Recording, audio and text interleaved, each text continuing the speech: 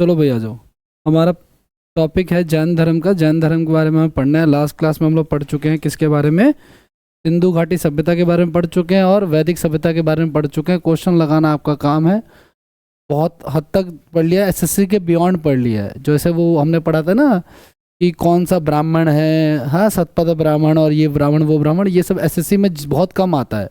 लेकिन आए ना तो एसएससी वाले बच्चों को नया लगता है, क्योंकि जनरली एसएससी में नहीं पढ़ाया जाता। लेकिन हमने वो देख लिया वहाँ पे, नोट्स में देखोगे तो आपको ऐसा आइडिया हो जाएगा। ठीक है, अब अगला टॉपिक हमारा इसके बाद क्या है? मैंने कहा था, ध्यान से सुना आप लोग। मैंने कहा सोसाइटी में गड़बड़ चालू हुई थी कहाँ से? वैदिक्स। वैदिक में भी दो है ना, ऋग्वैदिक और उत्तर वैदिक। पहले ऋग्वैदिक है फिर उत्तर वैदिक है, तो बाद में उत्तर का मतलब बाद में है ना, लेटर। और वहाँ पे फिर कास्टिज्म आ गया सोसाइटी में, औरतों के साथ भी दिक्कत है ना। और कास्टिज्म आ गया, बहुत सारी चीज़ें दिक्कत है। उसकी वजह से जो है ना नए नए धर्म का फॉर्मेशन हुआ। उसमें से पहले फॉर्म क्या हुआ? जैन धर्म। ठीक है ना। तो जैन धर्म की अगर हम बात करें, जैन धर्म में क्या क्या फॉर्म होता है, तो जैन धर्म में सबसे पहले आता है आपके जैन शब्द का मतलब जान लो आप लोग, जो बार बार पूछा था एग्जाम में। जैन शब्द का मतलब क्या होता है? जैन शब्द का मतलब होता है विजेता को कहते हैं जैन शब्द, है ना। जैन शब्द किसको कहते हैं हम लोग? विजेता को कहते हैं। ठीक है ना। जिन शब्द का मतलब भी बेसिकली विजेता होता है। ये शब्द याद रखना, क्वेश्चन ये आता है, ये आया हुआ क्वेश्चन एसएससी का।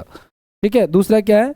जैन धर्म में ना 24, देखो हमेशा एक तो आपको वो जो याद होगा, शायद हमने पढ़ा था लास्ट क्लास में, कि जैसे वो याद होगा ना, वो नंबर लाइन हमने बनाया था, है ना।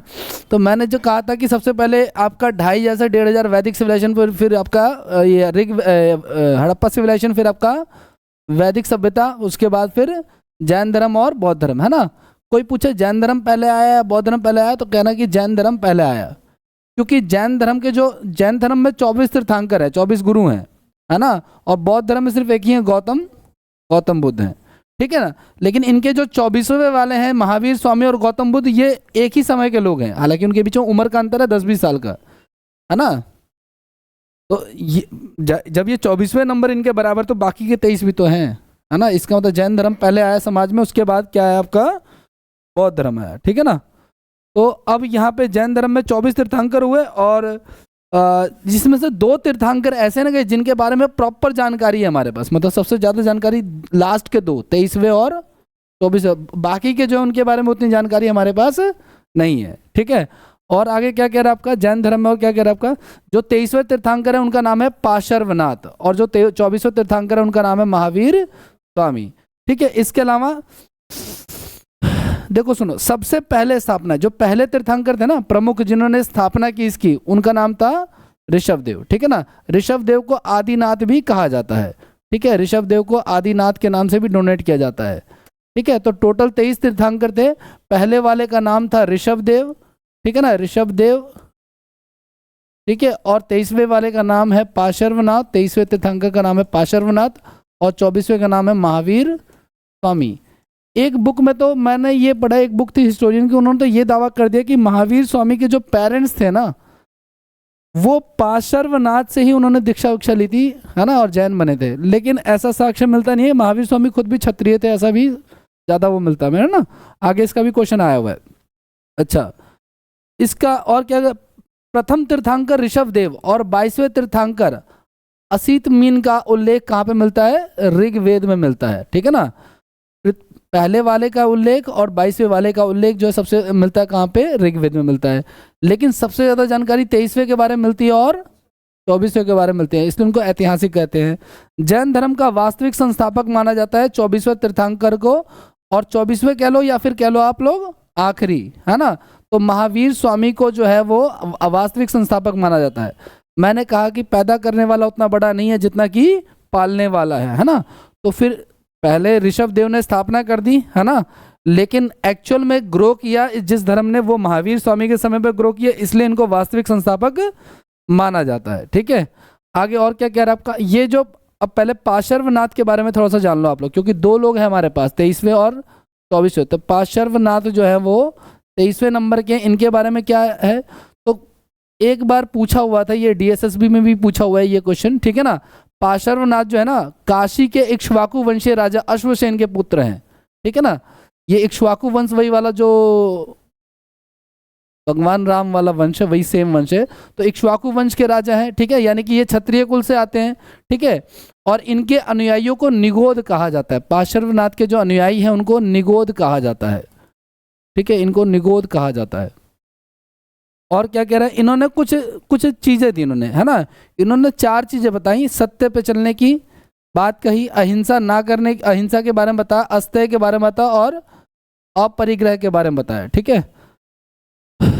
अस्तेय मतलब कि एक तरह से ना चुराने के सेंस में, कोई चीज़ ना चुराना, ठीक है ना, ठीक है, मतलब हमेशा सच बोलना, लड़ाई झगड़ा ना करना, चोरी ना करना। और अपरिग्रह मतलब कि धन का संचय ना करना, अपने पास धन इकट्ठा करके ना रखना। हालांकि वो बात दूसरे की, जैनी के पास सबसे ज़्यादा पैसा है, ठीक है।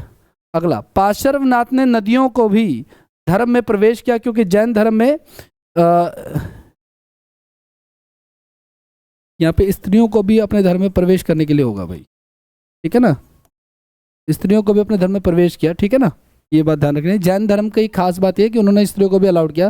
हालांकि जैन धर्म आगे चल के 2 हिस्सों में बैठ गया, श्वेतांबर और दिगंबर, है ना। तो श्वेतांबर और दिगंबर में से एक करते थे, एक नहीं करते थे, वो अभी मैं आपको आगे बताऊंगा, ठीक है। अब देखो 24वें तीर्थंकर कौन से हैं, महावीर स्वामी है, ठीक है ना। तो महावीर स्वामी को लेकर, लाइफ को लेकर बहुत सारे क्वेश्चन पूछे जाते हैं। तो इनका जन्म जो है ना, सबसे पहले इनका जन्म 540 ईसा पूर्व में हुआ है, और ये कुंडल ग्राम वैशाली बिहार में हुआ है 540 ईसा पूर्व में, ठीक है। दूसरी चीज़ क्या है, इनके पिता का नाम सिद्धार्थ है, ठीक है ना, और ये ज्ञात्रक कुल के हैं, ज्ञात्रक, है ना, ये भी क्षत्रिय है। तो ये ज्ञात्रक कुल के हैं, ये ध्यान रखना है। वो जो 23वें वाले थे उनका क्या था, इक्ष्वाकु वंश के थे, है ना, वो भी क्षत्रिय है, ये भी। ये 24 के 24 क्षत्रिय ही है, ऐसी कोई जानकारी नहीं मिलती। मतलब वर्ण व्यवस्था राजपूत, है ना, वर्ण व्यवस्था में, है ना, वर्ण व्यवस्था में राजपूत जो होते थे उन्हीं को क्षत्रिय कहते थे, ठीक है ना। तो हाँ, तो ये सारे के सारे तो ज्ञात्रक कुल के, ये पूछा जाता है। गौतम बुद्ध का भी पूछा जाएगा, कुल किस कुल के थे, है ना, तो शाक्य कुल के, शाक्य मुनि भी कहते हैं उनको। ये ज्ञात्रक कुल के, है ना। पार्श्वनाथ जो है वो इक्ष्वाकु वंश के, है ना। इस तरीके से पूछे जाते हैं क्वेश्चन। और क्या है, इनकी माता का नाम त्रिशला है। ये बिहार में ना एक जगह थी पहले, लिच्छवी, है ना, तो लिच्छवी के राजा चेटक की बहन थी ये त्रिशला जो है, ठीक है। अब राजा लोग से शादी करेंगे, ठीक है ना। इसके अलावा इनकी पत्नी का नाम यशोदा था, ठीक है ना। ये कुंडल ग्राम से रिलेट करती थी, मतलब ये उन जहाँ से आई थी, है ना, उनका मायका कह लो एक तरह से। अगला, इनकी पुत्री का नाम प्रियदर्शनी था, है ना। किसी किसी पे, कहीं कहीं पे इनका नाम अनोज्ञा भी मिलता है, ठीक है, ध्यान रखना। प्रियदर्शनी इनकी पुत्री का नाम है। और एक है आपका अशोक का क्या नाम है, अशोक का नाम है देवनाम प्रिय, है ना, वो अलग चीज है ना। तो प्रियदर्शनी महावीर स्वामी की पुत्री का नाम है ना। इसके अलावा इनके दामाद भी थे, इनका नाम जमाली है ना। और ये इनके प्रथम क्या है, शिष्य भी हैं, ठीक है। पहले व्यक्ति जिनको इन्होंने दक्षिणा दी, मतलब कि गुरु दक्षिणा कह लो, या अपना शिष्य बना लिया, ठीक है। तो हमने क्या क्या पढ़ा, हमने ये पढ़ा कि गौतम बुद्ध का जन्म जो हुआ, वो जन्म कब हुआ है, 540 ईसा पूर्व में हुआ है, ठीक है ना। आप याद रखना, जब महावीर स्वामी का आएगा तो क्वेश्चन आएगा, और एक क्वेश्चन आता है, ठीक है। इनके पिता का नाम क्या है, इनके पिता का नाम है सिद्धार्थ, इनके पिता का नाम है, ठीक है ना। और क्या क्या, इनकी माता का क्या नाम है, इनकी माता का नाम त्रिशला है। और क्या है, इनकी पत्नी का नाम है यशोदा, ठीक है ना, इनकी पत्नी का नाम है यशोदा, यशोदा, ठीक है, इनकी पत्नी का नाम यशोदा है। और इनके बचपन का नाम क्या है, इनके बचपन वर्धमान, है ना, वर्धमान महावीर, है ना, वर्धमान महावीर बाद में इनका नाम पड़ेगा, वर्धमान नाम इनके बचपन का। और की बात करें, इनकी पुत्री है, एक पुत्री का नाम क्या है, प्रियदर्शनी।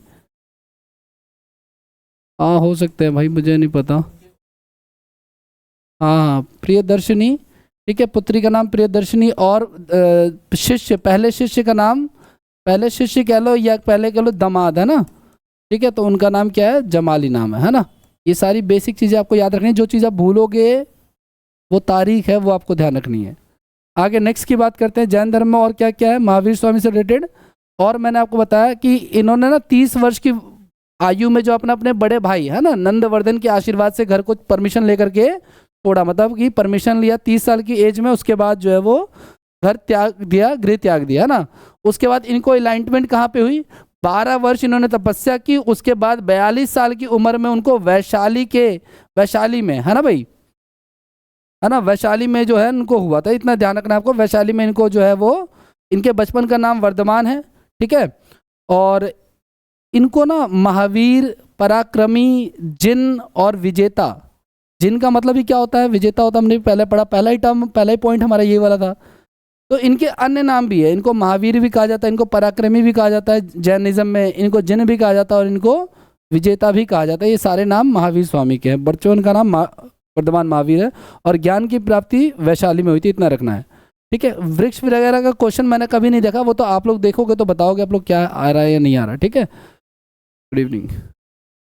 नेक्स्ट की बात करते हैं, और क्या क्या पॉइंट है इनके। निर्वाण, है ना भाई, ध्यान रखना, जैनिज्म में जब कोई चला जाता है ना तो उसको निर्वाण कहते हैं, लेकिन बुद्धिज्म में जाता तो उसको हम लोग महापरिनिर्वाण कहते हैं ना भाई, महापरिनिर्वाण कहा जाता है। इंग्लिश में भी सेम वही टर्म निर्वाणा होता है। 72 वर्ष की अवस्था में इनके निर्वाण हुआ, और कहाँ पे हुआ ये आपको ध्यान रखना है, तो राजगृह के पावापुरी में हुआ था, ये इंपॉर्टेंट है गाइस। टाइम पीरियड भी आपको थोड़ा सा ध्यान रखना है। 540 में इनका क्या हुआ, और 468 ईस्वी में जो है वो इनका डेथ हो जाती है, क्योंकि ये ईसा मसीह के जन्म से पहले चल रहा है इसलिए। तो देखो कितने साल हो गए हमारे, ये लगभग 40 और ये 32, 72 साल के आसपास हो गए, है ना। तो पावापुरी में हुआ था इनका डेथ, उनकी हुई थी। इसके अलावा क्या कह रहा है आपका, जैन धर्म में सांप्रदायिक अहिंसा पर बल दिया गया। और क्या क्या, जैन धर्म में युद्ध को और एग्रीकल्चर को, दोनों को क्या कर दिया गया, बैन कर दिया। इसका कारण यही कि ज़्यादातर जो व्यापारी वगैरह वो सारे के सारे जैन धर्म से रिलेट करते हैं, है ना, तो वो मानते हैं। और आपने देखा भी होगा, है ना, ये कई बार चर्चा हम पहले भी कर चुके हैं कि वो श्वेतांबर वाले जो मुंह पे टेप लगा के घूम रहे हैं या चप्पल नहीं पहन रहे, इसका कारण ये है कि वो मान के चलते हैं कि कोई बैक्टीरिया वायरस ना मर जाए या कोई कीड़ा ना मर जाए हमसे, है ना, वो चीज़ें। और क्या कह रहे हैं, जैन धर्म में गाइस पुनर्जन्म कर्मवाद में विश्वास करता है, पुनर्जन्म पे भी विश्वास करता है, और आपने जो कर्म किया उसका भुगतना पड़ेगा, है ना, उन दोनों चीज़ों पे विश्वास करता है, ठीक है ना, ये चीज़ है। अच्छा, जैन धर्म और बौद्ध धर्म में एक सिमिलरिटीज पढ़ेंगे आगे चल के हम, लेकिन इन दोनों ने ना वेदों का खंडन किया, है ना। ये निकले हिंदुइज्म से हैं, लेकिन उन्होंने वेदों का खंडन किया, तभी तो ना सोसाइटी में डिस्क्रिमिनेशन तो वहीं से शुरू हुआ था, उसी की वजह से खंडन किया। तो वेदों का खंडन किया इन्होंने, है ना, वेदों की बातों को नहीं माना। हालांकि मैंने आपको बताया कि ऋग्वेद में जो है वो इनकी जानकारी मिलती है ना, भगवान महावीर की और इन सब की जानकारियाँ जो है मिलती है वेदों में, अभी जो पीछे हम पढ़ चुके हैं। इनकी क्या क्या इन्होंने सिखाया, तो देखो मैं आपको बताऊँ, पहले तो इन्होंने 2-3 चीज़ें सिखाई इन्होंने गाइस। पहले इन्होंने सिखाए 5 महाव्रत, ठीक है ना। 5 महाव्रत में क्या क्या इन्होंने कहा, पहला अहिंसा, है ना, किसी जीव की हत्या ना करना या जीवन की हत्या ना करना, ठीक है ना। इसके अलावा सत्य बोलना, ठीक है। दूसरा लाइफ लेसन इन्होंने सिखाया सत्य बोलना। तीसरा था आपका धन को जमा ना करना, है ना। चौथा क्या था हमारा, चोरी ना करना, ठीक है। अस्तय का मतलब क्या होता है, चोरी ना करना। और 5वां ब्रह्मचर्य, है ना, यानी इंद्रियों को वश में रखना, ठीक है। हाँ जी, ध्यान से सुना आप लोग। इसमें से ना ये जो 5 भी वर्तमान में टोटल मिला के कितने लाइफ लेसन है, कितने महाव्रत हैं, 5 महाव्रत है। लेकिन इन 5 महाव्रतों में से ना जो 4 है ना वो तो पहले से ही दिए गए हैं, और ये जो ब्रह्मचर्य वाला है ना ये लास्ट में भगवान महावीर ने इसको ऐड ऑन किया लास्ट में। तो पहले के 4 ऑलरेडी दे चुके थे, ठीक है ना। वो तो हमने महावीर स्वामी ये पार्श्वनाथ का जब पढ़ रहे थे तभी 4 थे ना, ये अस्तय वगैरह, जो चोरी ना करना और ये सब कुछ। लेकिन 5वां ब्रह्मचर्य वाला जो ऐड ऑन किया वो भगवान महावीर ने किया। तो जैन धर्म की दीक्षाओं में से एक दीक्षा क्या है, 5 महाव्रत, ठीक है ना। 5 महाव्रत में क्या, चोरी ना करना, हिंसा ना करना, हत्या ना करना, है ना, धन का अर्जन ना करना, ब्रह्मचर्य रहना, ये सारी चीज़ें। अब और क्या क्या आता है, जैन धर्म में दूसरी फिलॉसफी आती है शिक्षाओं में त्रिरत्न की, ठीक है। त्रिरत्न में क्या क्या आता है आपका, एक आता है सम्यक दर्शन, एक सम्यक ज्ञान, और एक आपका आता है सम्यक आचरण, ठीक है। सम्यक मतलब वास्तविक ज्ञान, नॉलेज के लिए कहा ये, लेकिन ये बेसिकली स्पिरिचुअल नॉलेज की बात कर रहे हैं, ये वाली नॉलेज की बात नहीं कर रहे, ठीक है। सम्यक ज्ञान मतलब सत्य में विश्वास की बात कर रहे हैं, और सम्यक आचरण मतलब सांसारिक विषयों में उत्पन्न सुख दुख के प्रति संभाव रखना। मतलब कि बहुत ज़्यादा प्लेजर हो या पेन हो, आपको बहुत ज़्यादा ना तो खुश होना ना ही, मतलब कि न्यूट्रल रहना आपको उसके सांसारिक चीज़ें, मतलब कि जो हमारी डेली लाइफ में हो रही है है ना, वो चीज़ है। अगर आपकी नौकरी लग जाए, अभी आ जाए लेटर में नाम आपका, 4 दिन तक नींद ही नहीं आएगी, बताते बताते खुशी को पचाने में लग जाएगा 4 दिन, नींद नहीं आएगी। आगे नेक्स्ट, पहला हमने पढ़ा पंच महाव्रत, दूसरा हमने पढ़ा त्रिरत्न, और तीसरा हम पढ़ रहे हैं अब दर्शन फिलॉसफी क्या कह रहे हैं, क्या क्या सिखाया इन लोगों ने। तो ये दो ऐसे कंसेप्ट थे जो मैंने सिर्फ लिख दिए हैं, लेकिन आपको उतना डीप में जाने की जरूरत नहीं है। अनेकतावाद, ठीक है, और दूसरा आपका सप्तमणि, इसके बारे में बहुत ज़्यादा जानने की जरूरत नहीं है, ठीक है ना। एग्जाम में इससे रिलेटेड कुछ खास नहीं है, अगर आता तो सिर्फ शब्द आएगा, क्योंकि ये लंबे चौड़े कंसेप्ट हैं, इनके बारे में मैंने जानने की कोशिश की लेकिन कुछ खास रिजल्ट नहीं आया, मैंने क्वेश्चन भी नहीं देखा इसलिए मैंने नहीं ऐड किया इसको। इसके अलावा और क्या क्या आपका, एक चीज़ और, जैन धर्म में शिक्षाओं में एक और चीज़ होती है जिसको कहते हैं संलेखना विधि, है ना भाई। संलेखना विधि क्या होता है ना। जैन धर्म में जब आखिरी समय आता है ना, जैन धर्म में जब आखिरी समय आता है तो भूख प्यास से जो, हाँ, भूख प्यास से जो प्राण त्याग देने की जो प्रोसेस होती है उसी को संलेखना विधि कहते हैं, ठीक है। आगे नेक्स्ट क्या कर आपका, बुक्स की बात करते हैं, ठीक है। ये ध्यान रखना आप लोग, हमने ये पढ़ा पीछे पीछे कि जैन की जो शिक्षाएं थी, उन जैन की शिक्षाओं में पहला हमने पढ़ा क्या, 5 महाव्रत के बारे में पढ़ा हमने, है ना भाई, 5 महाव्रत के बारे में पढ़ा हमने। दूसरा हमने क्या पढ़ा, हमने त्रिरत्न के बारे में हमने पढ़ा। तीसरा हमने पढ़ा वो 2 फिलॉसफी जो थी ना, दर्शन कहते हैं इसको, दर्शन का मतलब फिलॉसफी होता है स्पिरिचुअलिटी से रिलेटेड, है ना। तो 5 महाव्रत आपको, ठीक है, और त्रिरत्न आपको सम्यक ज्ञान, सम्यक दर्शन, सम्यक आचरण क्वेश्चन आया हुआ है, इससे क्वेश्चन आएगा, इससे कोई क्वेश्चन नहीं देखा, ठीक है। लेकिन 2 तरह के दर्शन भी है, 2 तरह की फिलॉसफी भी है। अब आगे बात करते हैं जैन लिटरेचर की, मतलब बुक्स क्या क्या इन्होंने लिखी, कैसी कैसी बुक्स आई।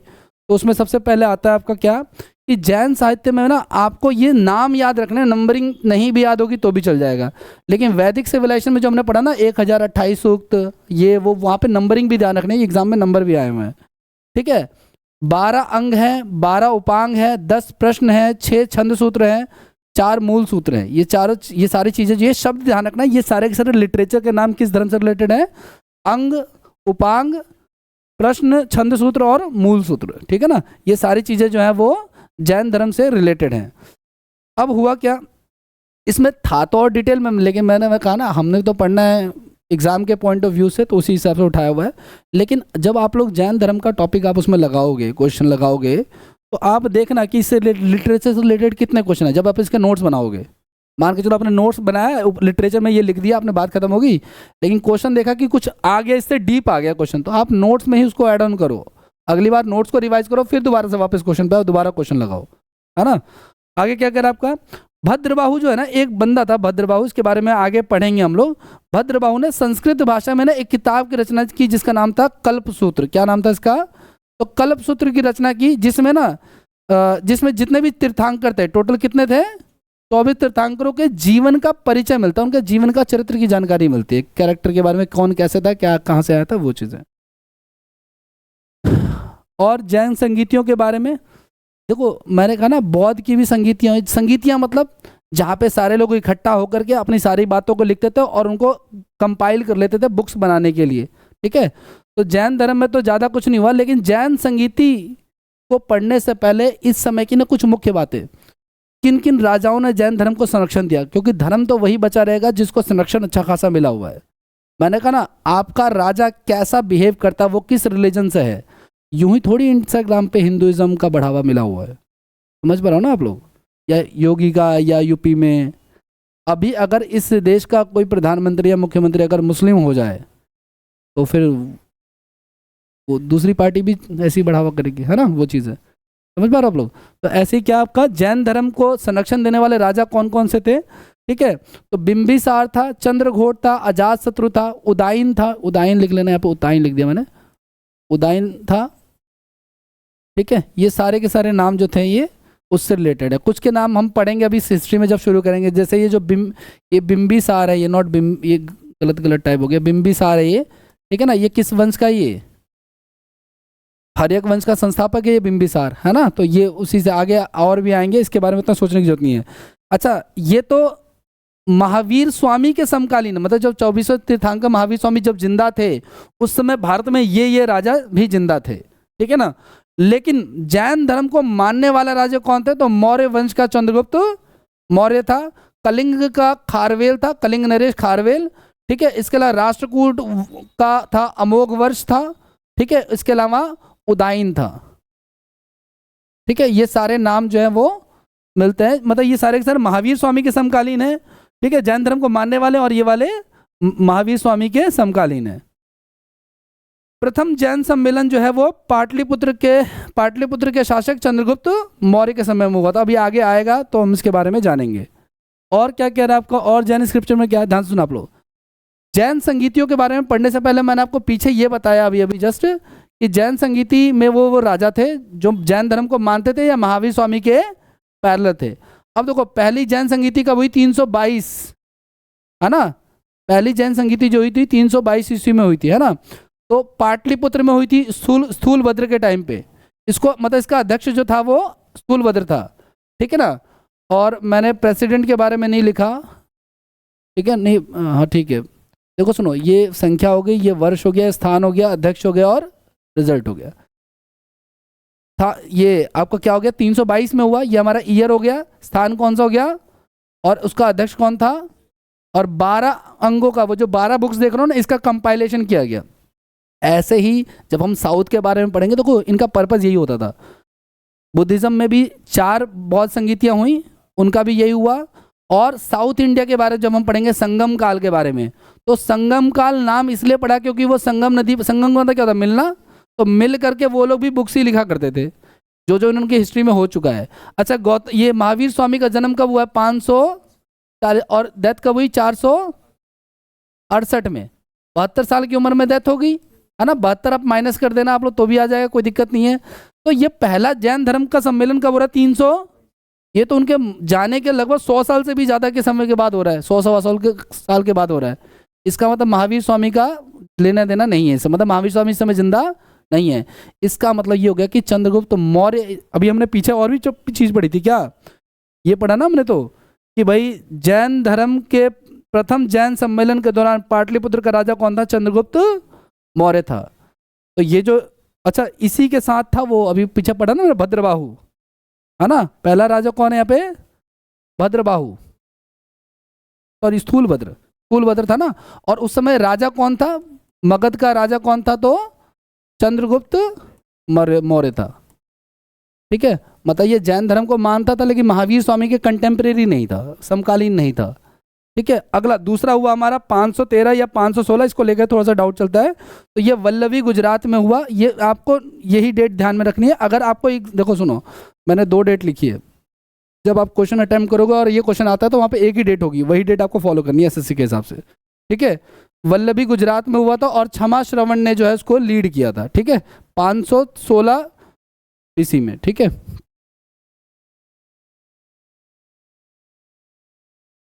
आगे नेक्स्ट क्या कह रहा है आपका। अच्छा, जब दूसरी बौद्ध जैन संगीति हुई ना, उसके बाद क्या हुआ, ये ना मतलब कि 2 हिस्सों में बटा, ये जैन धर्म और बौद्ध धर्म जो है वो 2 हिस्सों में बट गया, है ना, श्वेतांबर और दिगंबर। ठीक है, अब ध्यान से सुनना आप लोग, ध्यान से देख रहा, मैंने कहा 2 हिस्सों में बट गया, श्वेतांबर और दिगंबर, है ना। ये जो पीडीएफ मिल जाएगी उसमें आपको विजिबल होगा, सही हो थोड़ा बहुत, ध्यान से सुनना आप लोग। ये लोग क्या करते थे, ये वस्त्र पहनना जरूरी नहीं समझते थे, जबकि ये लोग जो है वस्त्र पहनना मैंडेटरी था, और वाइट वस्त्र पहनते थे। ठीक है, और क्या क्या है दूसरा, दिगंबर मानते थे कि महिलाएं मोक्ष को पाने में सक्षम नहीं है। दिगंबर क्या मानते थे, महिला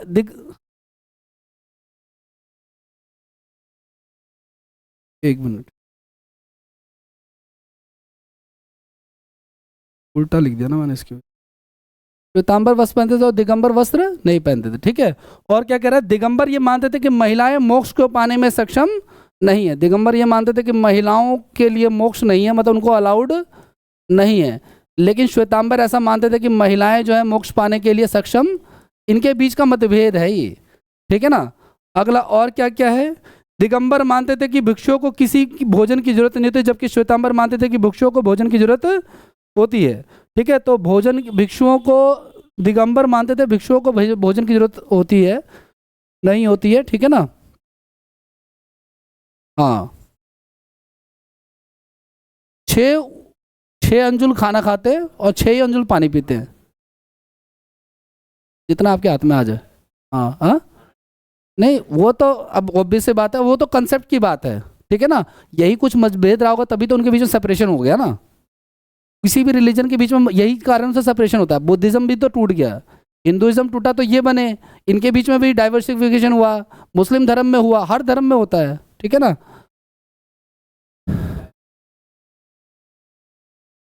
हाँ,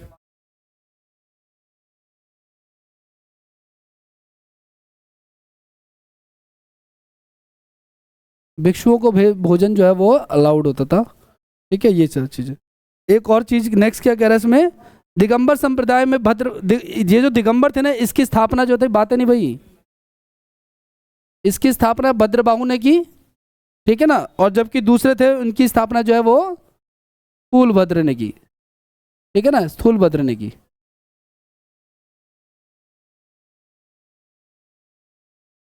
भाई के बारे में मैंने कोई जानकारी नहीं पढ़ी, ठीक है। तो मेन मिला के स्वयंवर और दिगंबर के बीच में ये डिफरेंसेस हैं, ठीक है, जो आपको ध्यान में रखनी है, ठीक है। एक्चुअली में ना मगध एम्पायर के टाइम पे ना, चंद्रगुप्त मौर्य के टाइम पे ही ना बहुत बड़ा अकाल आया था, है ना। तो उसी अकाल में ये डाइवर्स जो चले गए, है ना, और जो रुक गए, उनके वजह से ये सारा का सारा कॉन्फ्लिक्ट जो है वो क्लियर हुआ। अब आगे नेक्स्ट की बात करते हैं, अगला धर्म आ जाएगा क्या हमारा, सिंबल्स नहीं है। हाँ, सिंबल्स के बारे में मतलब कि अलग अलग उसके जो है अलग अलग सिंबल्स है। जैसे जितने भी 24 तीर्थंकर है ना, तो उन 24 तीर्थंकरों का जो है, हाँ थोड़ा बहुत अभी यार रुक जाओ, ध्यान से सुना आप लोग। वैसे तो होने को 24 के 24 हैं, लेकिन मैं कुछ के लिख देता हूँ जो मैंडेटरी हैं। जैसे ऋषभ देव है, ठीक है, पहले वाले जो थे ऋषभ देव, ठीक है। ऋषभ देव का जो तीर्थंक सिंबल था वो आपका वृषभ या सांड था, ठीक है, ऑक्स या बुल कह लो आप लोग। ऋषभ देव देव देव देव,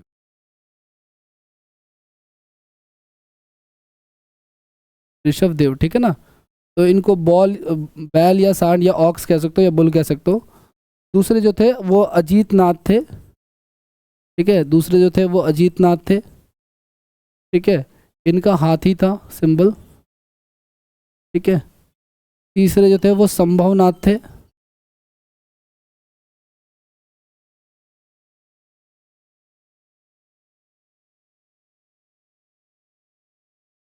ठीक है। इस प्रकार से चलता है ये, ठीक है। मगर आप स्टार्टिंग के दो चार ध्यान में रखो, और मैंने कहा ना जो प्रीवियस ईयर में जो आया हुआ वो ध्यान में रखो, आपकी PYQ में किस किस का सिंबल पूछा हुआ है, ठीक है। वरना तो अगर 24 याद रख सकते हो तो बहुत अच्छी बात है, ठीक है। लास्ट के जो थे ना, एक आपका 22वें नंबर का अरिस्ट नेमी नाम है इनका, ठीक है। 23वें नंबर का जो था उनका पार्श्वनाथ नाम है, 24वें नंबर पे महावीर स्वामी नाम है, ठीक है। तो अरिस्ट नेमी का जो है वो शंख था, शंख सिंबल था। पार्श्वनाथ का जो सिंबल था वो सांप था, और महावीर स्वामी का जो था वो शेर था, ठीक है। लेकिन मैंने कहा ना इसके अलावा भी बीच में हो सकता है कि थोड़े बहुत उन्होंने रैंडम पूछे हों, ठीक है ना, तो आपको ध्यान में रखना है। आगे बढ़े, नेक्स्ट की बात करें।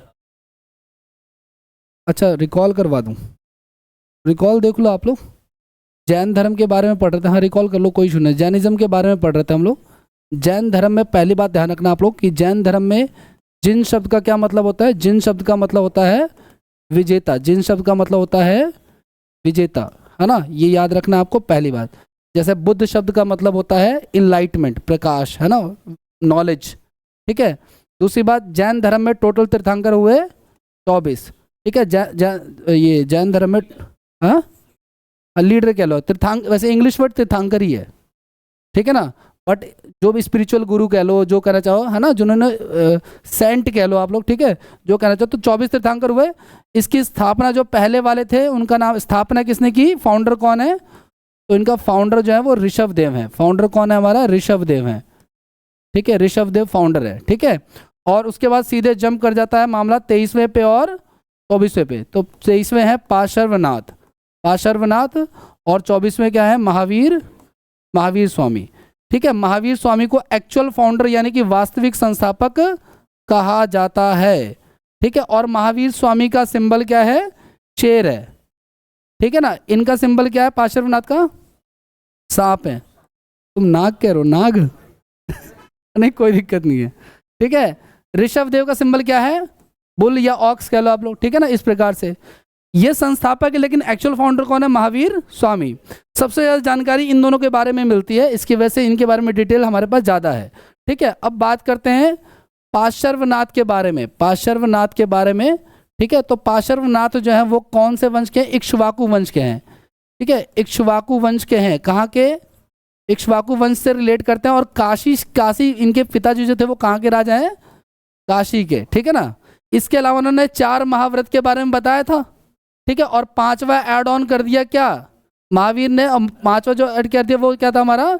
ब्रह्मचर्य से रिलेटेड, ठीक है ना, ब्रह्मचर्य से रिलेटेड ऐड कर दिया।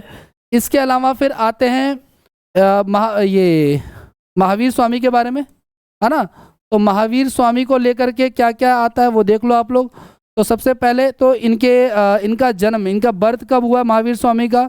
तो इनका 540 में हुआ है। दूसरा, इनका बचपन का नाम क्या है? चाइल्डहुड पेट नेम क्या है इनका? इनका पेट नेम जो है वर्धमान है, ठीक है ना। इनका पेट नेम जो है वो वर्धमान है। इनके पिता का क्या नाम है? इनका पिता का नाम है सिद्धार्थ, इनका पिता का नाम है, ठीक है ना। सिद्धार्थ इनके पिता का नाम है, ठीक है। माता का क्या नाम है? माता का नाम है त्रिशला, नाम है माता का, ठीक है ना। इसके अलावा पत्नी का क्या नाम है? यशोदा, ठीक है।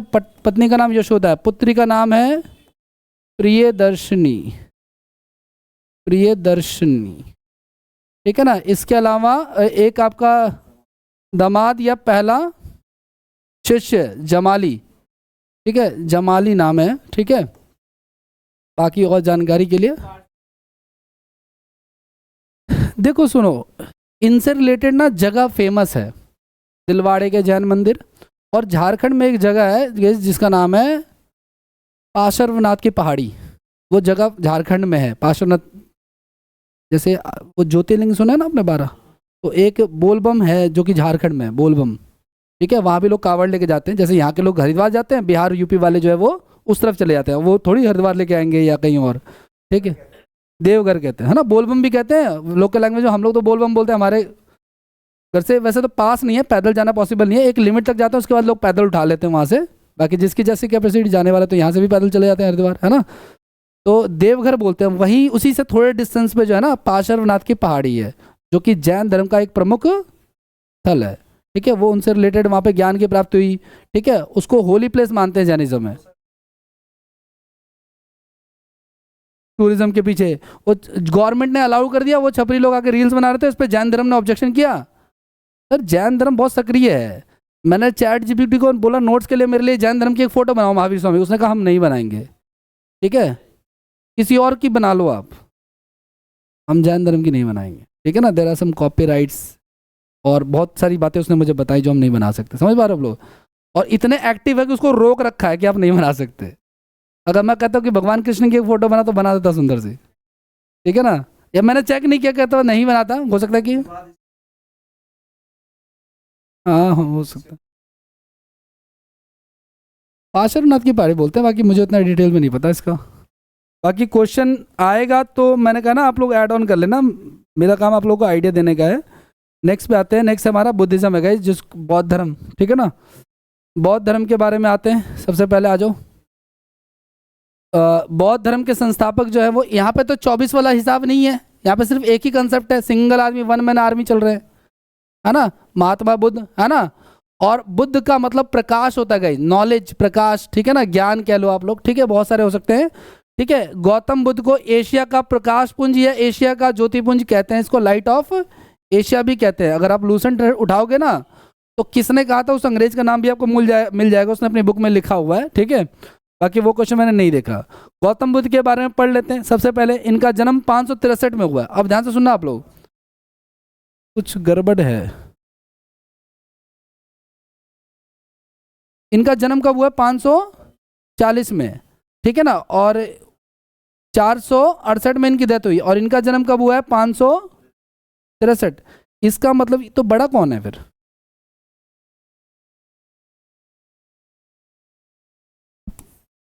ये मान के चलो, एक मिनट, ये ईसाई धर्म का है ना ये कैलेंडर, 0 से बढ़ रहा है। पहले क्या आएगा, 468 आएगा, फिर आएगा 500, फिर आएगा 500, इनके बीच में 20 साल का गैप है बस। ये है समकालीन ही, ठीक है ना, ये है समकालीन, मतलब एक दूसरे को ये जानते होंगे, समझते होंगे शायद, मे बी, ठीक है ना, ये चीज़ है।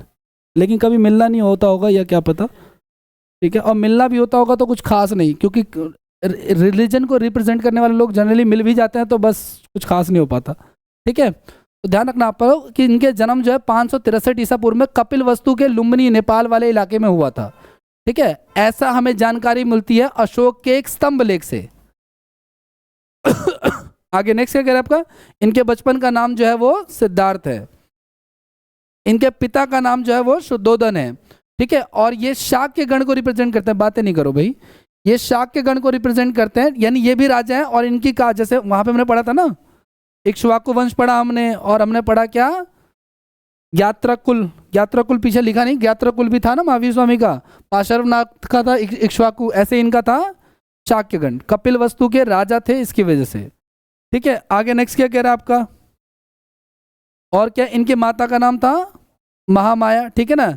ये कोलिय गणराज की कन्या थी, मतलब वहाँ की राजकुमारी थी जहाँ से इनकी शादी हुई थी, ठीक है। इनका पालन पोषण, इनकी माता की डेथ हो गई थी, है ना, with in few days after his birth. तो इनकी मदर ने, इनकी मौसी ने जो है ना इनका पालन पोषण किया, उनका नाम था प्रजापति। आगे चल के उनकी शिष्य भी बनी, है ना, क्योंकि बुद्धिज़्म में इनको किसी ने सलाह दिया कि अगर हम महिलाओं को शामिल कर लेंगे तो और we can gain the respect from the society, ठीक है ना। तो इन्होंने औरतों को शामिल किया था, तो पहली औरत जो शामिल हुई थी वो उनकी मौसी ही थी। इसके अलावा इनकी पत्नी का नाम था, वहाँ पे उनकी पत्नी का क्या नाम था, यशोदा, और यहाँ पे यशोधरा। इनके अन्य नाम भी, गोपा, विवाह, है ना, ये सारे के सारे नाम है। इनके पुत्र का नाम था राहुल, और इनकी मृत्यु 483 में हुई है, ठीक है, मल्ल राजधानी कुशीनगर, ठीक है ना, वर्तमान का देवरिया डिस्ट्रिक्ट यूपी का, ठीक है ना, यहाँ पे ये आपको ध्यान रखना है, ठीक है। अच्छा, जैन धर्म में मैंने कहा ना कि कोई गुजर जाता तो वो महापरिनिर्वाण कहलाता है। जैसे अभी 14 दिसंबर को हम मनाते हैं ना डॉक्टर बी आर अम्बेडकर का महापरिनिर्वाण दिवस, ठीक है ना, सेम वही, ठीक है। डेथ ये मैंने बता दिया आपको, ठीक है।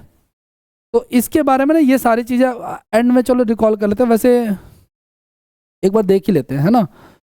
चलो नेक्स्ट कंसेप्ट देख लेते हैं, उसके बाद आता है क्या। देखो सुनो, गौतम बुद्ध का नाम, अन्य नाम क्या है, इनको शाक्य मुनि कहते हैं गाइज, इनको शाक्य मुनि कहते हैं, इनको कनक मुनि भी कहा जाता है, और इनको तथागत कहा जाता है, ठीक है ना। इनको शाक्य मुनि भी कहा जाता है, सबसे इंपॉर्टेंट तो यही है शाक्य मुनि, ठीक है। इसके लिए इनको तथागत भी कहा जाता है, कहीं कहीं पे सुना होगा शायद आप लोगों ने, ठीक है। और इनको कनक मुनि भी कहा जाता है। गौतम बुद्ध को 4 मतलब कि 4 ऐसे विषय थे गाइस जिसकी वजह से उन्होंने, देखो मैं बताऊं, गौतम बुद्ध के ऊपर मैं जब फ्री होता था कभी किताबें पढ़ता था, मैंने गौतम बुद्ध की पूरी बायोग्राफी पढ़ी और बहुत मज़ा आया। लेकिन वहाँ पे बायोग्राफी में थोड़ा सा होता है ना, अगर मैं किसी एक व्यक्ति के बारे में पढ़ रहा हूँ तो उनका डेली लाइफ का रूटीन भी पढ़ने को मिल रहा है। जब इनका जन्म हुआ तो इनके पिता चूंकि राजा थे तो उन्होंने एक से एक उनको बुलाया, एक से एक साधुओं को जो इनका फ्यूचर बनाया, एस्ट्रोलॉजर को बुलाया। किसी ने कहा कि महाराज अगर ये राजा हुआ तो ये पूरी पृथ्वी को जीत सकता है। किसी ने कहा कि महाराज, लगभग हर साधु ने कहा, एक साधु ने ऐसा कहा, अगर ये बात सत्य है तो, क्योंकि किताब जिसने लिखी हुई उसने रिसर्च करके लिखा होगा, ये मान के चल रहा हूँ।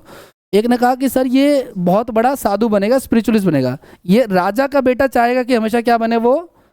तो उनको सारी भोग विलास की चीज़ें राजमहल में दे दी गई, है ना, सारी भोग विलास की चीज़ें। उनको राजमहल से बाहर जाने में की अनुमति नहीं थी।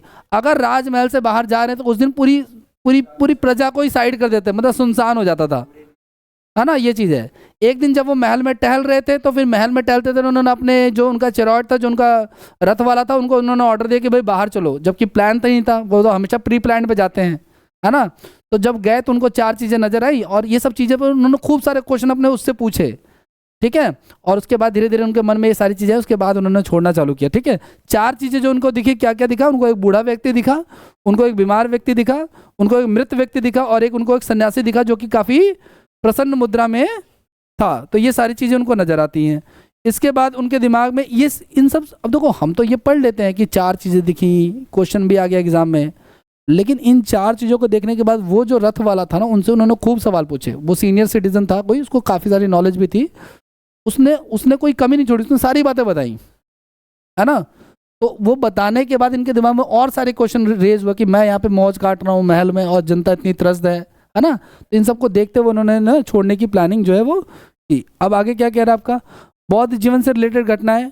ठीक है, देखो बौद्ध गौतम बुद्ध के जीवन में जितनी घटनाएं हुई उसको किसी ना किसी सिंबल से रिप्रेजेंट किया जाता है। ठीक है, क्या क्या, जैसे उनका जन्म जो है, जन्म होता है तो वो कमल या फिर वो सांड से रिप्रेजेंट करते हैं ना सर, कमल से रिप्रेजेंट करता है, लोटस से।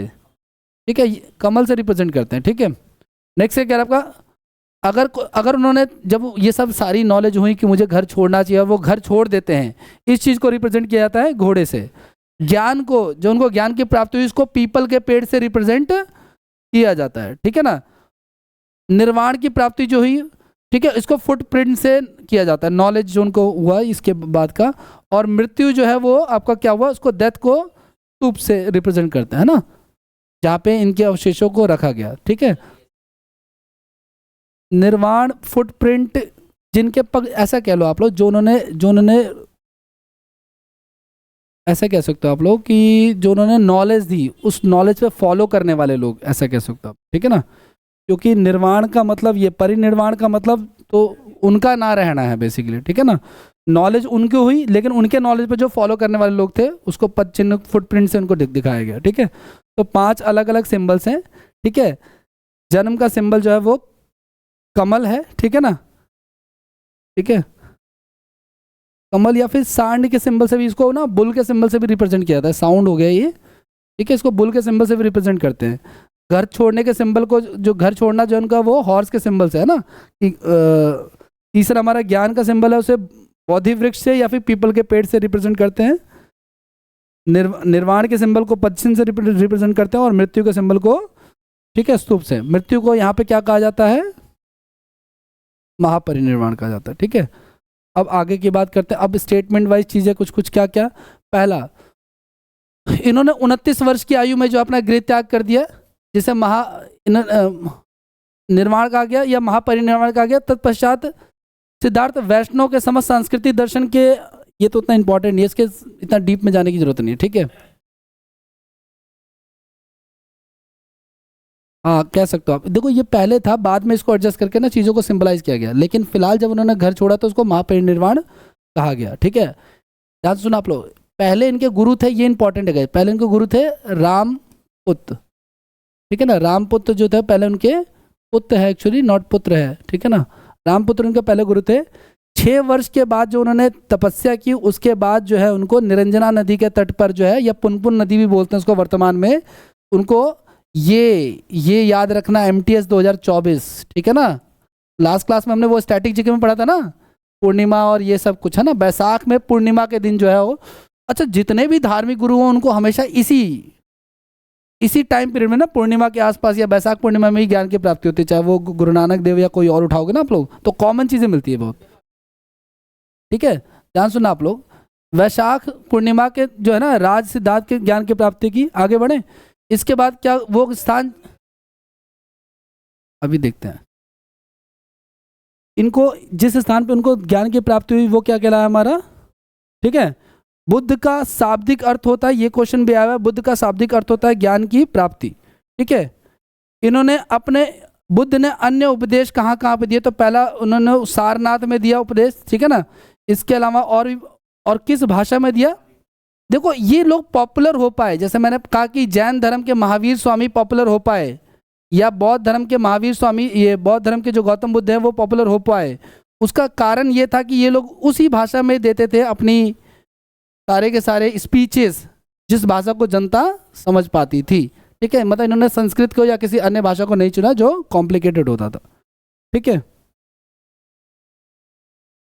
आगे बढ़े। हाँ भाई बताओ क्या कह रहे हो आप। हाँ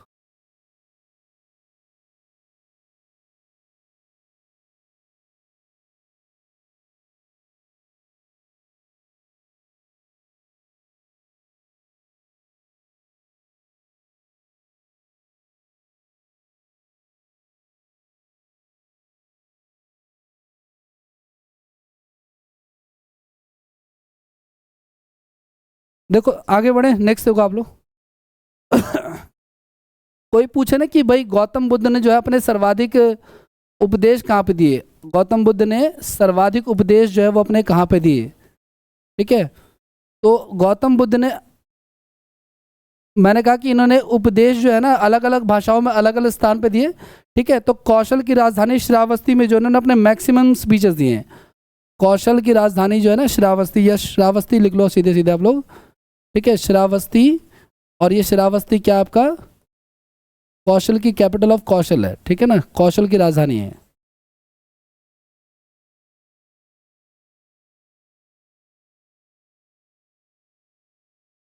और क्या क्या आता है, और देखो आप लोग, इन्होंने अपना अंतिम उपदेश जो है, ठीक है ना, बुद्ध ने जो है या गौतम बुद्ध ने अपना अंतिम उपदेश जो है,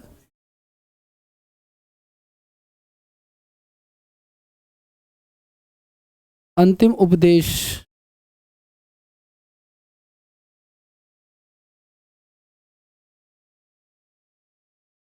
कुशीनगर में दिया, ठीक है। ये सारी चीजें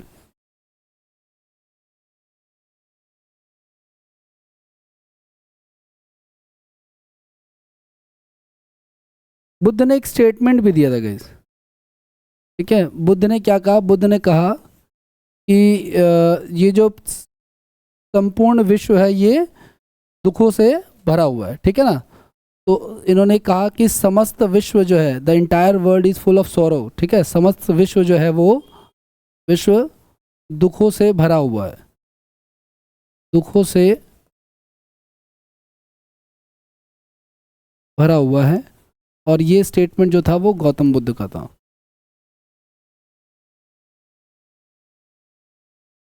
ठीक है। इसके अलावा और क्या क्या है, इन्होंने ये भी बताया कि दुखों का जो, वैसे ये जो इन्होंने दिया था ना, ये जो स्टेटमेंट इन्होंने दिया था, ये स्टेटमेंट सेम उपनिषदों का भी है, ये भी ध्यान रखना आपको, ठीक है ना। ये सेम चीज़ आपको उपनिषद में भी मिलती है। ऐसा कहते हैं कि ये उन्होंने उपनिषद से दिया था या वहीं से इंस्पायर्ड था, ठीक है। इन्होंने एक और चीज़ कही जो एग्जाम में पूछा थी कि दुखों का कारण क्या है, ठीक है, दुखों का कारण क्या है। तो इच्छा या तृष्णा कह लो आप लोग, ठीक है ना, तृष्णा या फिर इच्छा, ठीक है, कि मनुष्य इच्छा कर रहे हैं, हम लोग गवर्नमेंट जॉब की इच्छा कर रहे हैं, उसी की वजह से सफ़र कर रहे हैं, ठीक है ना। तो ये सारी चीज़ें इन्होंने और भी बहुत सारी चीज़ों पर ध्यान दें, इनकी बहुत सारी फिलॉसफी भी थी, ठीक है। तो इसमें से इन्होंने ना शिक्षाएं और सिद्धांत भी दिए कुछ कुछ। क्या शिक्षाएं और सिद्धांत दी, तो इन्होंने भी त्रिरत्न का कंसेप्ट दिया, ध्यान रखना आप लोग। इन्होंने शिक्षाएं और सिद्धांत दी कुछ कुछ, शिक्षाएं और सिद्धांत।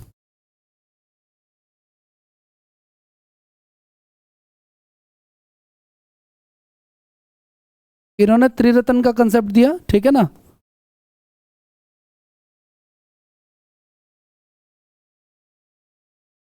ठीक है, त्रिरत्न के कंसेप्ट में बुद्ध धम्म और संघ, ये फिलोसफीज आती है। मैंने कहा ये फिलोसफीज आपको इतने डेप्थ में जाने की जरूरत नहीं, लेकिन बुद्ध धम्म और संघ आपको ध्यान रखना है कि ये किससे रिलेटेड है, इसके सिद्धांत, बौद्ध धर्म के सिद्धांतों से रिलेटेड है, ठीक है।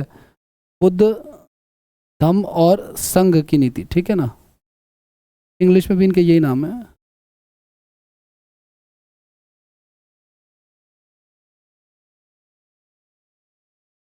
त्रिपिटक भी इससे जुड़ा हुआ है, ठीक है, बुक्स हैं वो, लिटरेचर्स, ठीक है। इन्होंने चार आर्य सत्य की बात की, ठीक है, हम पढ़ रहे हैं सिद्धांत, तो इन्होंने चार आर्य सत्य की बात की, ठीक है, या कह लो चार सत्य की बात की, ऐसा भी कह सकते हैं। चार इन्होंने ट्रुथ बताए, क्या क्या ट्रुथ बताए, तो इन्होंने बताया कि दुख जो है वो परम सत्य है, ठीक है, एक तो ये, ठीक है। दूसरा इन्होंने कहा, इससे रिलेटेड, इसी से रिलेटेड अलग अलग कंसेप्ट है, एक दुख समुदाय के बारे में उन्होंने बोला, दुख निरोध के बारे में बताया, ठीक है।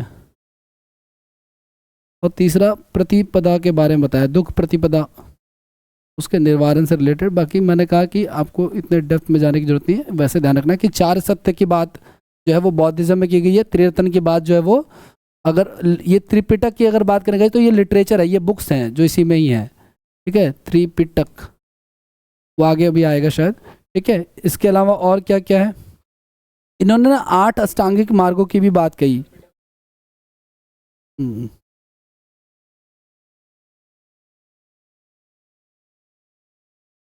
देखो सुनो, ध्यान सुनो, इन्होंने ना बौद्ध धर्म में जो है अष्टांगिक मार्गों की बात की गई, ठीक है, बौद्ध धर्म में जो है अष्टांगिक मार्ग के बारे में बताया गया।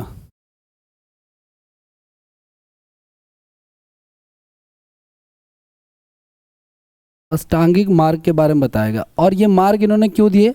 उन्होंने कहा कि जो इन मार्गों को फॉलो करेगा, जो इन 8 चीज़ों को फॉलो करेगा, उसकी क्या खत्म हो जाएगी, उसकी इच्छाएं जो है वो खत्म हो जाएंगी। तो ये बेसिकली किसको खत्म करने के लिए था?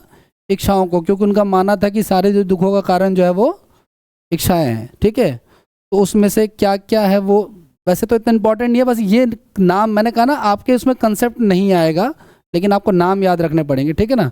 तो इन्होंने कहा दृष्टि, ठीक है ना, कि भाई लोभ द्वेष हिंसा से मुक्त विचार, ऐसे याद दृष्टि रखना, ठीक है। सारी चीज़ों के बारे में इन्होंने कहा कि भाई व्यायाम करना, स्मृति करना, समाधि करना, अच्छी चीज़ें बोलना, सारी ये सारे कंसेप्ट इन्होंने दिए थे।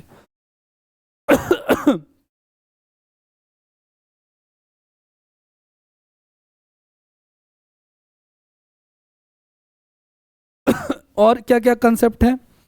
पहला हमने पढ़ा बौद्ध धर्म के कंसेप्ट के बारे में, तो पहला हमने पढ़ा क्या, शिक्षा से तो पहले त्रिरत्न का है, ठीक है। दूसरा दूसरा क्या हमारा, 4 आर्य सत्य है, पहला है त्रिरत्न, दूसरा है आर्य सत्य, तीसरा क्या हमारा अष्टांगिक मार्ग, और नेक्स्ट हमारा 10 सील दिए उन्होंने, मतलब 10 चीजें जो आम पब्लिक को भी फॉलो करनी चाहिए, 10 सील, ठीक है। 10 सील क्या क्या, तो 10 सील में 10 बातें कि सत्य बोलना, अहिंसा, है ना, अहिंसा को फॉलो करना, है ना, स्त्रियों से दूर रहना, दारू शराब ना पीना, चोरी ना करना, इस तरह की अच्छी अच्छी बातें जो होती है ना, नाच गाने से दूर रहना, ये सारी चीज़ें, ठीक है। उनको शायद पहले पता था कि बच्चे रील्स बनाएंगे उससे बिगड़ जाएंगे, ठीक है, ठीक है, ये सारी बातें।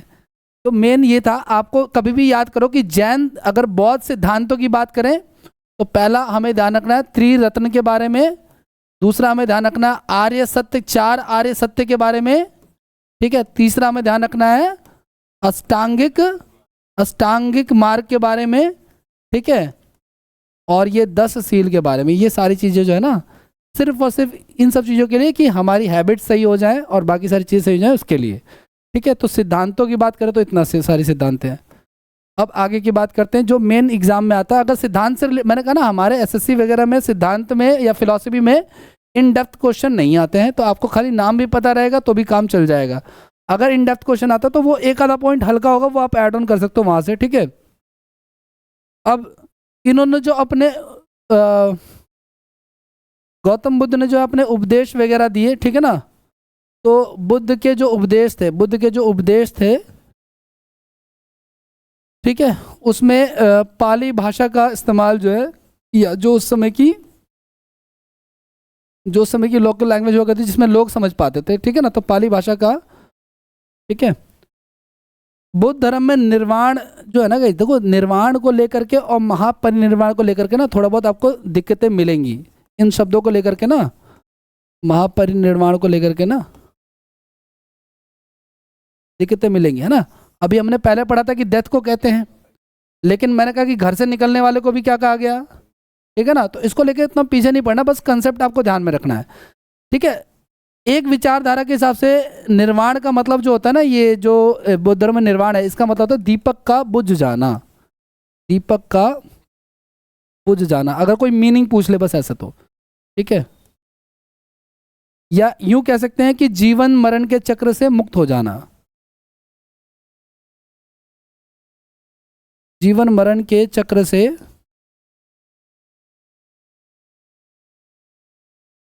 मुक्त हो जाना, ठीक है।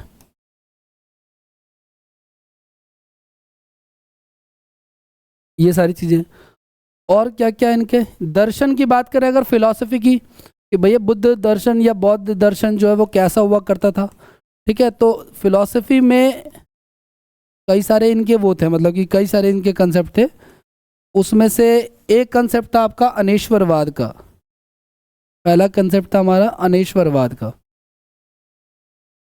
अनेश्वरवाद। एक कंसेप्ट दे रखा था शून्यवाद का,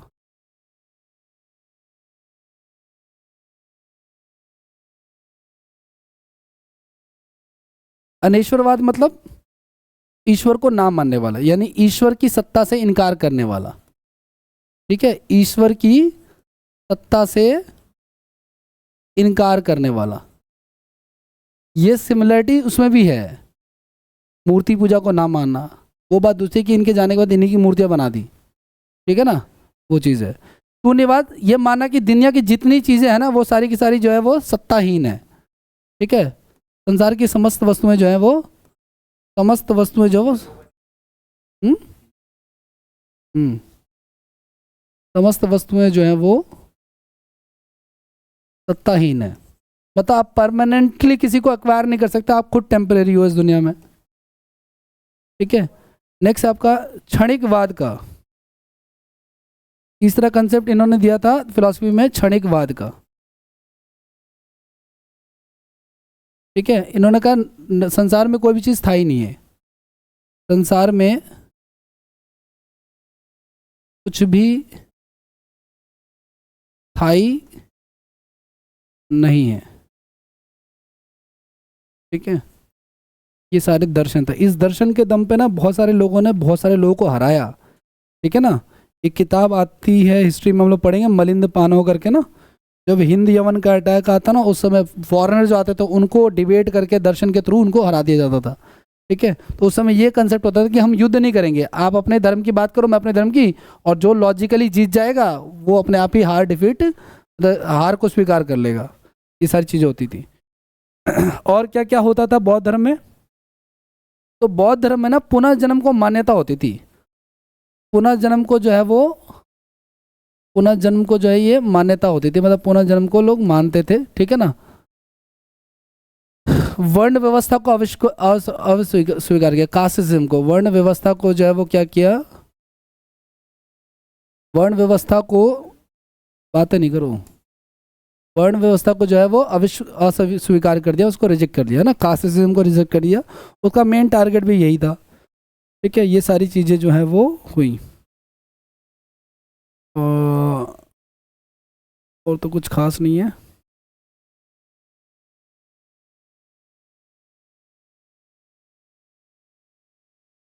हो तो गया पिटक बात। बौद्ध धर्म,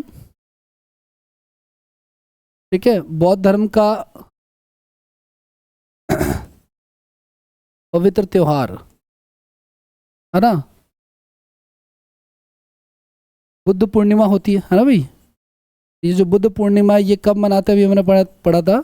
ठीक है, बुद्ध पूर्णिमा जो है ये वैसाख की पूर्णिमा को, है ना, ये वैसाख की पूर्णिमा को मनाया जाता है, तो ये याद रखना है आपको।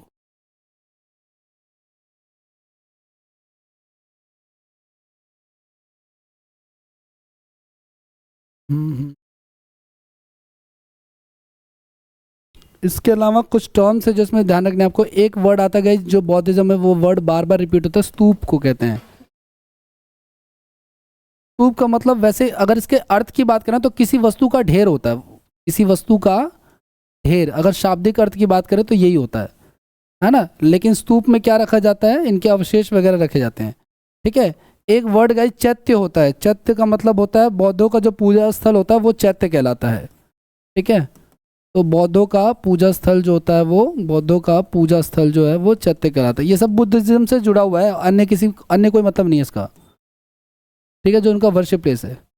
एक वर्ड है गाइस, विहार की बात कर रहे हैं, या विहार। ठीक है, वैसे तो इसका मतलब भ्रमण करना होता है। ठीक है, लेकिन जहाँ पे बौद्ध बुद्धिस्ट रुकते हैं ना उसको कहते हैं। ठीक है, तो बौद्धों का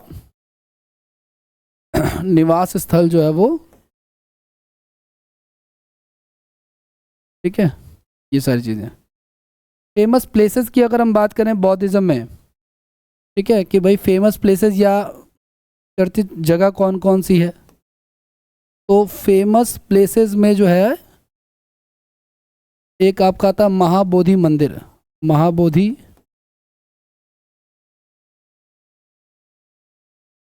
मंदिर आता है। ठीक है, ये बिहार में है। ठीक है, एक आपका आता महापरिनिर्वाण, महापरिनिर्वाण मंदिर।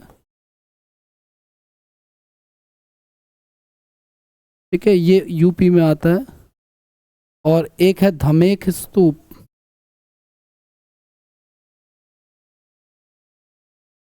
ये भी यूपी में आता है। ये सारी चीज़ें। गौतम बुद्ध ने आइडियोलॉजी या आइडोलेटरी थिंग्स को मना किया कि भाई मूर्ति पूजा नहीं करेंगे, ईश्वर के वर्चस्व को नहीं मानेंगे, लेकिन इनका एक फॉलोवर था जिसका नाम था कनिष्क, है ना, उसी ने सबसे पहले इनकी मूर्ति बनाई। ठीक है ना। तो बुद्ध की जो पहली मूर्ति है गाइज, ठीक है ना, बुद्ध की प्रथम मूर्ति जो है वो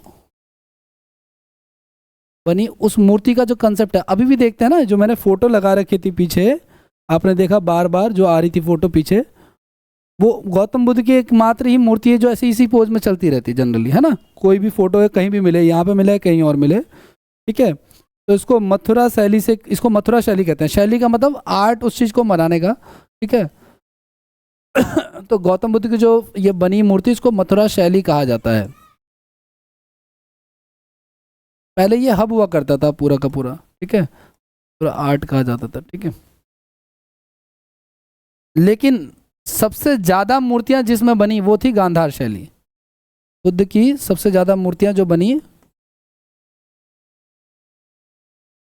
सबसे ज्यादा जो मूर्तियां बनी वो बनी गांधार शैली से।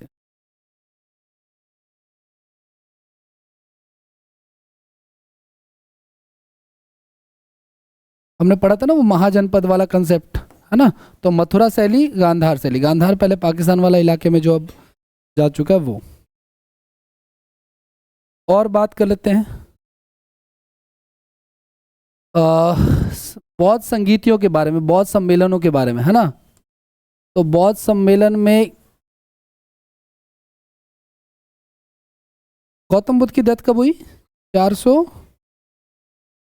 जन्म कब हुआ? 600, 500। और डेथ कब हुई? 480 था, 83 कर लेते हैं, ठीक है ना। क्योंकि इनके जाने के तुरंत बाद ही जो है ना पहली बौद्ध संगति होगी, है ना। तो फर्स्ट बुद्धिस्ट बौद्ध सम्मेलन, बुद्धिस्ट काउंसिल कब कब हुए? तो ध्यान रखना कि पहला जो बुद्धिस्ट काउंसिल हुआ ना, तो इसको 4 हुए टोटल, है ना। 4 बुद्धिस्ट काउंसिल हुए, पहला, दूसरा, तीसरा और चौथा, है ना। तो उसको बताने के लिए मैं बताता हूँ कि RVPK, है ना। तो पहला वाला क्या हमारा राजगिरी, है ना, पहला वाला है राजगिरी, दूसरा वाला हमारा वैशाली, पाटलिपुत्र, और कश्मीर याद कर लो या कुंडल वन याद कर लो, एक ही बात है, क्योंकि कुंडल वन जो है वो कश्मीर में ही है, ठीक है ना। अब बात करते हैं इस टाइम पीरियड क्या रहा। तो देखो मैंने कहा 483, ठीक है ना, 483, 100 साल बाद 383, 100 साल के बाद करवाया, ठीक है ना। इसके अलावा आपका नेक्स्ट है आपका एक करा दिया 250 के AD के 250 के आसपास, और एक फर्स्ट BC में करा था, मतलब कि पहली शताब्दी में, ठीक है, 102 में, एक्चुअली 102 AD, यानी कि वो 0 क्रॉस कर चुके थे लगभग, ठीक है। तो वो सारी चीज़ें।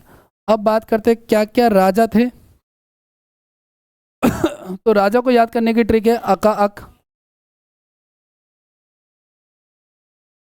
तो ये अ का मतलब क्या है आपका? अजात शत्रु, कालाशोक,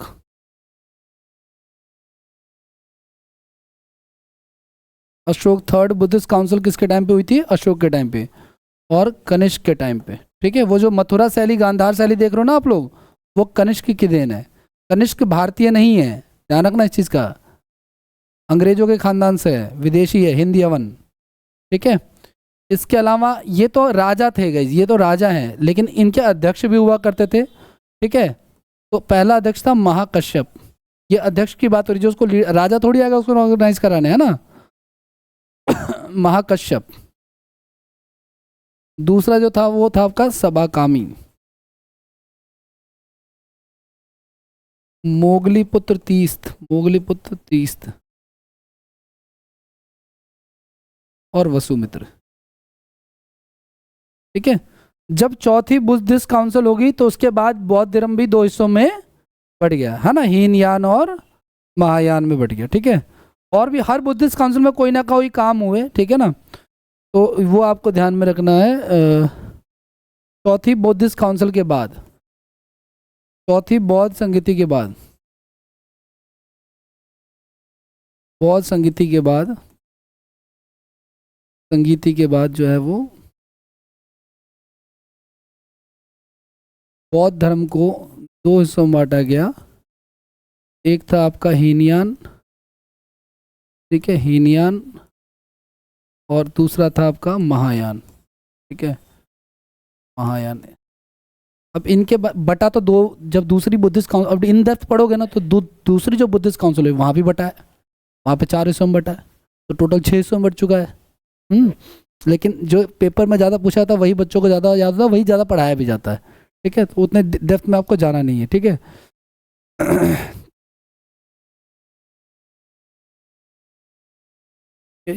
ये सही।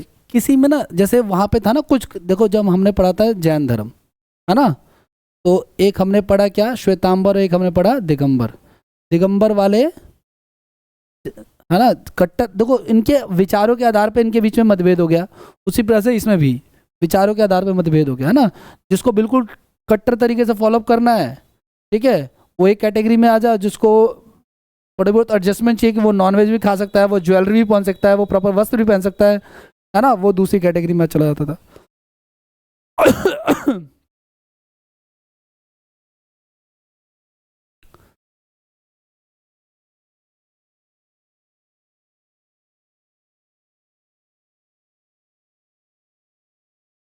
आगे बढ़ते हैं, नेक्स्ट पे आते हैं।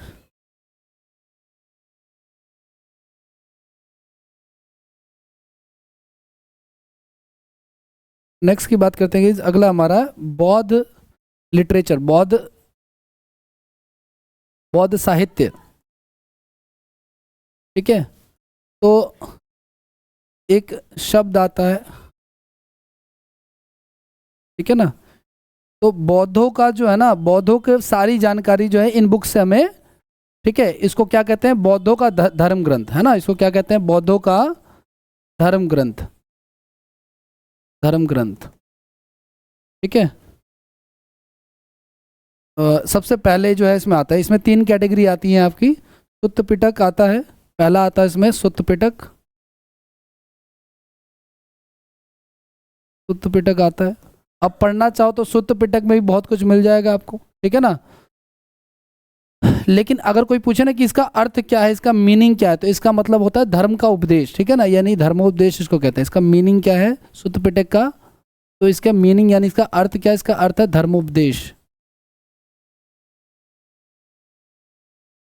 ठीक है, इसमें बुद्ध धर्म के सिद्धांतों का उल्लेख है, ठीक है, गौतम बुद्ध के सिद्धांतों का या बौद्ध धर्म के सिद्धांतों का उल्लेख है, बौद्ध धर्म के सिद्धांतों का उल्लेख है।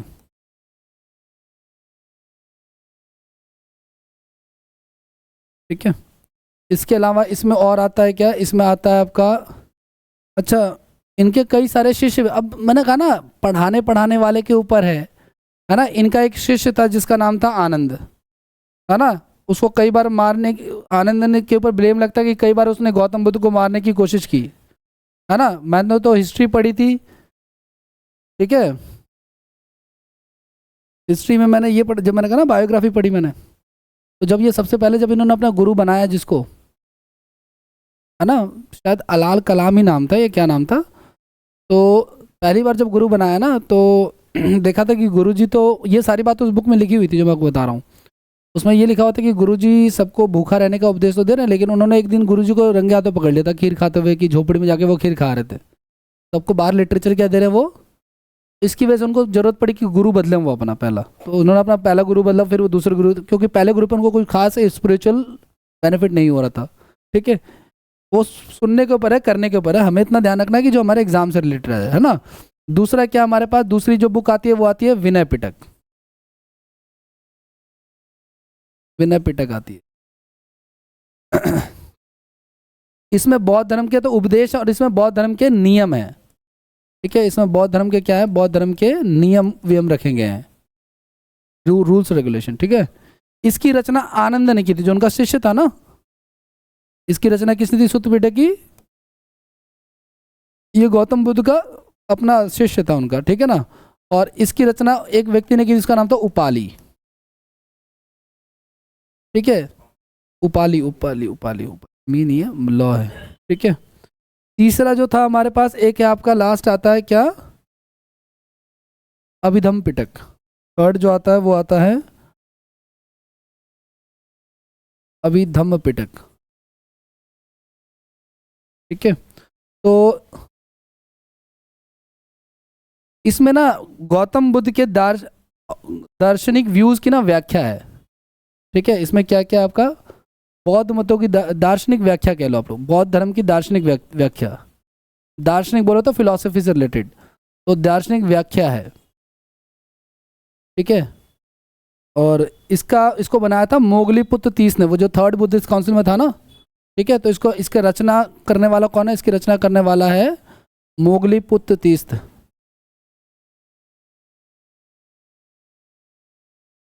तीस नाम है व्यक्ति का और वो उसका बेटा इसकी वजह से। ठीक है, ये सारी चीजें हम लोग पढ़ रहे हैं क्या? हम लोग पढ़ रहे हैं बौद्ध साहित्य। बौद्ध साहित्य में सबसे पहले क्या माना जाता है? सबसे ज्यादा हिस्टोरिकल बुक्स माना जाता है। त्रिपिटक को 3 टाइप की होती हैं। ठीक है, हिस्ट्री में नाम याद रखना है आपको, मीनिंग कभी पूछ ले तो ध्यान रखना है। दूसरी और क्या क्या ऐसी किताबें हैं जो इससे रिलेटेड हैं तो हिस्ट्री में मैंने एक किताब अभी जस्ट नाम लिया था ना, मलिंद पानहो।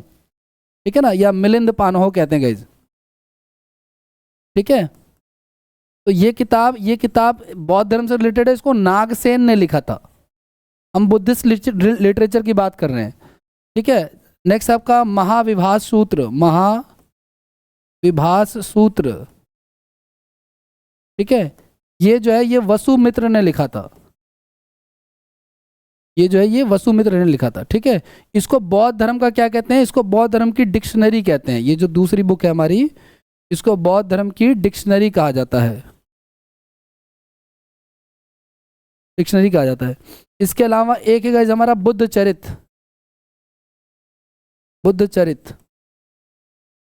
ठीक है, इसको अश्वघोष ने लिखा था। ठीक है, इसको बुद्धों की रामायण, इसको तो बुद्धों का शब्दकोश कहते हैं, बौद्धों का शब्दकोश कहते हैं। डिक्शनरी का मतलब क्या हो गया आपका? वोकैबुलरी टाइप का। ठीक है, और इसको बुद्धों की रामायण कहा जाता है। ठीक है, और एक और बुक है जिसका नाम है माध्यमिक सूत्र।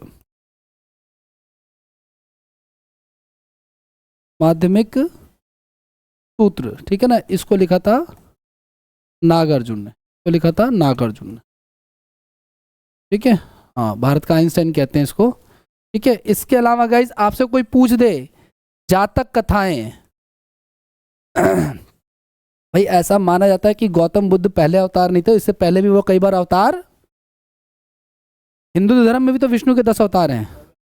ठीक है ना, हिंदू धर्म में भी तो विष्णु, बोलो नहीं प्लीज, बातें नहीं करो। हिंदू धर्म में भी तो विष्णु के 10 अवतार हैं। 10 अवतार कहाँ होना है? कंबल में, जहाँ पे खोट डाला, ठीक है ना, वहीं पे होना है। और वहीं पे विष्णु के सबसे ज़्यादा मंदिर आपको मिलेंगे। ठीक है ना, शायद ये बात बाबर को पता चली होगी, उसके बाद से उसने ट्रांसफॉर्मेशन शुरू किया होगा। ठीक है, खैर कोई बात नहीं। गौतम बुद्ध के जो 9वें अवतार गौतम बुद्ध को बताया गया, ये वो वाले गौतम बुद्ध नहीं है। ठीक है ना, ये गौतम बुद्ध अलग है और वो गौतम बुद्ध अलग है। ठीक है, आगे बढ़ जाए। मतलब लोगों को लगता है, आप सर्च करोगे ना गूगल इमेजेस में तो आपको 9वें अवतार में गौतम बुद्ध की फोटो मिलेगी, लेकिन ये वो गौतम बुद्ध नहीं है। ठीक है ना, ये तो लुम्बिनी नेपाल के हैं, हालांकि वो भी बिहार के ही हैं, लेकिन अलग ब्राह्मण, अलग गोत्र का बताया जा रहा है उनको लिटरेचर्स में। ठीक है, आगे बढ़ जाए। दूसरी बात ये कि इनके बर्थ से पहले, उनका बर्थ काफी पहले हो चुका है। आगे नेक्स्ट की बात करते हैं, आ जाओ। अच्छा, जातक कथाओं के बारे में क्या है ये ध्यान रखना आपको। बौद्ध धर्म की ना, गौतम बुद्ध की पूर्व जन्म की बातें, गौतम बुद्ध के, है ना, पूर्व जन्म के बारे में जानकारी कहाँ से मिलती है? जातक कथाओं में इसकी जानकारी मिलती है। ठीक है, ये सारी चीजें। अच्छा, एक चीज और ध्यान रखना आपको, बुद्धिज्म और जैनिज्म में ना समानताएं भी हैं। बुद्धिज्म और जैनिज्म में क्या है? कुछ समानताएं हैं। क्या समानताएं वो देख लो आप लोग। पहली है कि दोनों के संस्थापक कौन है? क्षत्रिय। जब मैं आपको इसकी पीडीएफ भेजूंगा तो उसमें लिखा हुआ मिलेगा आपको प्रॉपर, ठीक है ना। और दोनों ने जो है वेदों की जो है ना, वेदों की पॉपुलैरिटी को या वेदों को, जैसे हिंदू धर्म में वेदों को सर्वोच्च माना गया, उसको उन्होंने नकारा, ठीक है। इसके अलावा दोनों में और क्या रखा, ये सिमिलैरिटी है, दोनों क्षत्रिय हैं, दोनों ने वेदों को नकारा। इसके अलावा दोनों कर्म और पुनर्जन्म पे विश्वास रखते थे, पुनर्जन्म पे विश्वास रखते थे, ठीक है। दोनों ने ही महिलाओं को भी शामिल किया और शूद्रों को भी शामिल किया, ठीक है, महिलाओं और शूद्रों को शामिल किया। ये सारी की सारी जो है वो कुछ असामान्यताएं भी थी इनके बीच में, तो इतना डीप में जाने की जरूरत नहीं है, थोड़ी बहुत समानताएं ध्यान रखो जो एग्जाम में आ जाए, हमें रिसर्च नहीं करना उस लेवल पर, ठीक है। देखो गौतम बुद्ध ने माध्यमिक मार्ग की बात की, लेकिन जैन धर्म में कठोर तपस्या की बात है, ठीक है ना, ये असमानता है, ठीक है ना, ये चीज़ है।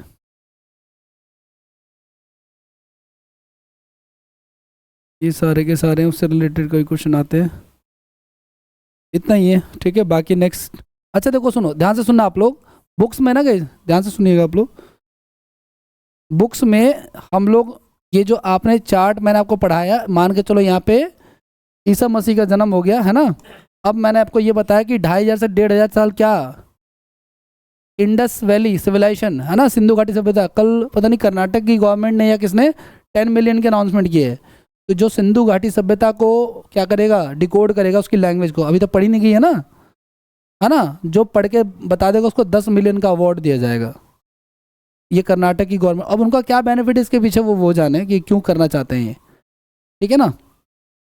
आगे ये था हमारा कितना 2500 से लेकर के, इसके पहले का सारा उसी में ही आता है, इसके पीछे एग्जैक्ट डेट नहीं है, कार्बन डेटिंग पद्धति से हम बताते हैं C14 है ना, 1500 से लेकर 600 क्या हमारा वैदिक सभ्यता, ठीक है, और 600 से लेकर के यहाँ पे क्या शुरू हो जाता है महाजनपद।